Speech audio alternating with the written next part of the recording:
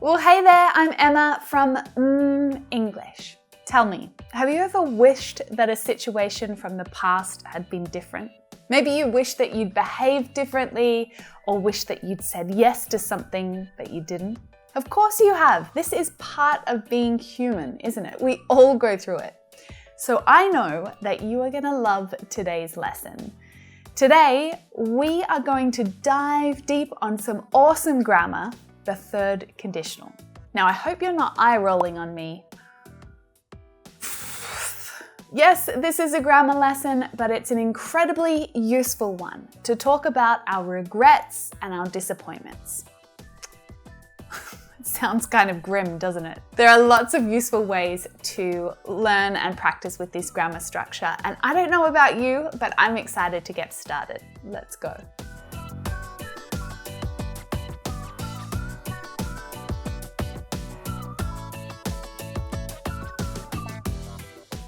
Now, you probably know that there are several types of conditional sentences in English. I've made lessons about many of them already.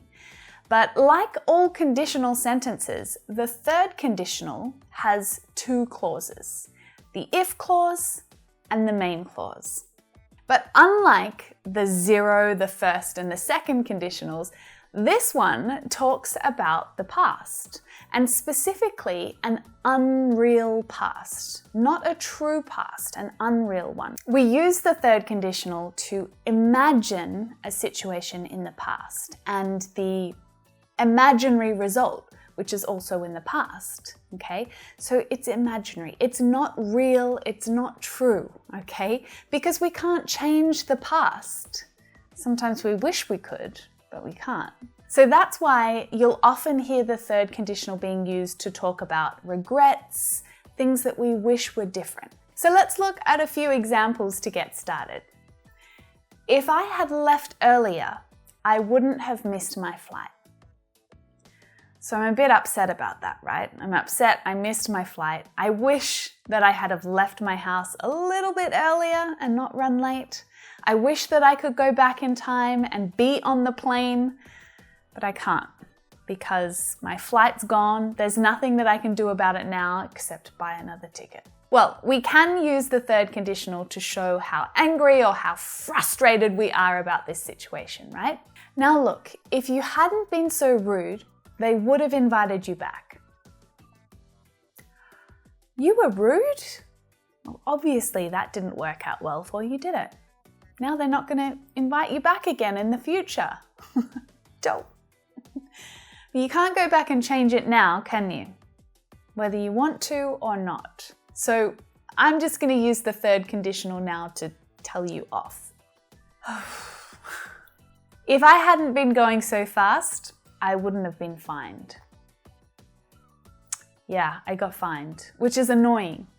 But it's already happened. I can't change it now, right? That's something you definitely can't change. So we use the third conditional to talk about things that we regret, things that we wish we could change about the past, and also to tell someone off for something that they did in the past. So it's pretty useful, right? It's a really handy structure to have up your sleeve or to know. All right, so let's talk about what it looks like now. So to make the third conditional, we need a few things. We need if and the past perfect. Then we need a comma, and then we need the perfect conditional. You might be wondering, what the heck is the past perfect or the perfect conditional? So think about it this way. The past perfect is subject with had and the past participle verb. If I had left earlier, if you hadn't been so rude, if I hadn't been going so fast. Okay, these are all examples of the past perfect. Now, the perfect conditional is subject with would, have, and the past participle verb. So it's just the present perfect with would in front of it. I wouldn't have missed my flight. They would have invited you back. I wouldn't have got that ticket. So let's put the third conditional all together. We need if, the subject, had, and the past participle, then our comma, very important, followed by our subject, would, have, and the past participle. That's the third conditional.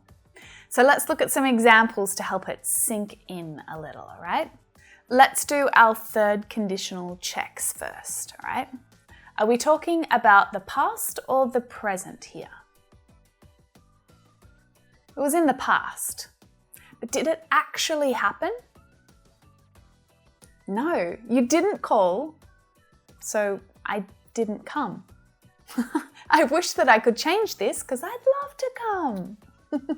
If she had replied to my message, I wouldn't have been so worried. So I'm kind of telling her off here, right? I'm a bit frustrated. Did she reply to my message? But was I worried? Yeah. I wish that she had so that I didn't have to worry, you know? If I had taken better care of myself, I wouldn't have got sick. So I'm expressing regret about the past here. I wish I'd taken better care of myself. Now, you'll remember from some of my other conditional lessons that we can actually use different modal verbs in the main clause. So we can replace would have with other modals like might and could. So we use might have to show probability or certainty. If she'd studied more, she might have passed. But she might have also failed again. We're not sure. We're not certain, right? If we were certain about that imaginary result in the past, then we would use would have. That's more certain. Since we're not exactly sure about what the result would have been, then using might have is probably the better option. Now, we use could have to talk about possibility and ability. If you had lent me your car, I could have got there faster. Now, I'm not promising that I absolutely would have. I'm just saying that I would have been able to get there faster. You know, with a car, I would have the ability to arrive sooner. So now that we've broken it down a little bit, how are you feeling about the third conditional? Hopefully it was some good reminders from the other conditional lessons. And if you're thinking something along the lines of, if I'd seen this video earlier, I wouldn't have been so confused. Well, I must be doing something right. So now we're going to put everything we just learned into practice with a little mini quiz, my favorite. And I wonder if you're going to ace this little quiz or not. Let's see. Okay, for the quiz, I'm going to give you a few past situations and I want you to use the information that I'm sharing to write a sentence using the third conditional. Make sure you check the structure, make sure you're writing it accurately. So write your answers in the comments down below and I'll come down and check how you've done very soon. Oh, and make sure you think carefully about which modal verb is the right one to use. We'll go through the first one together, okay? So here's the situation. You had a job interview in the past, but you didn't prepare for it. You didn't get the job, and now you kind of regret not preparing for it. You wish that you prepared more. So, what's our sentence that we can write here? If I had prepared more, then maybe the result would have been different. If I had prepared more, I might have got the job. So now it's your turn. I'm going to read out some of these situations. I want you to pause the video if you need to write your sentence. Think about the structure, clearly try and get that third conditional sentence right. Here we go. Situation number 1. Your friend was in trouble. They needed help. You had the ability to help, but he never told you that he was in trouble.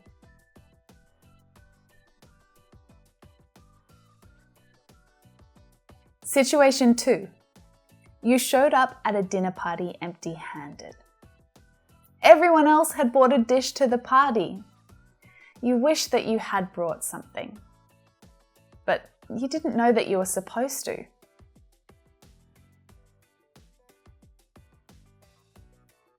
Situation 3. He was talking on the phone while driving. He got pulled over by the police. He got a huge fine. Now he regrets using his phone in the car.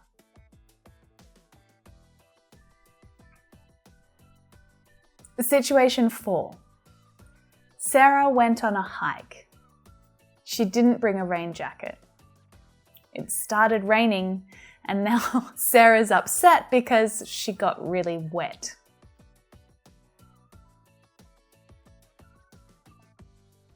Awesome work, guys! I know that conditionals can be a little overwhelming because of the subtle differences between all of the different types of conditionals, but also the significant differences in meaning.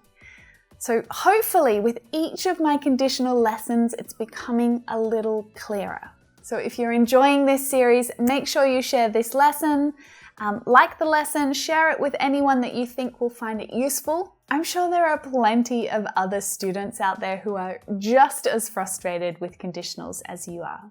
So once you've done that, come and check out these lessons right here so we can keep practicing together. I'll see you soon.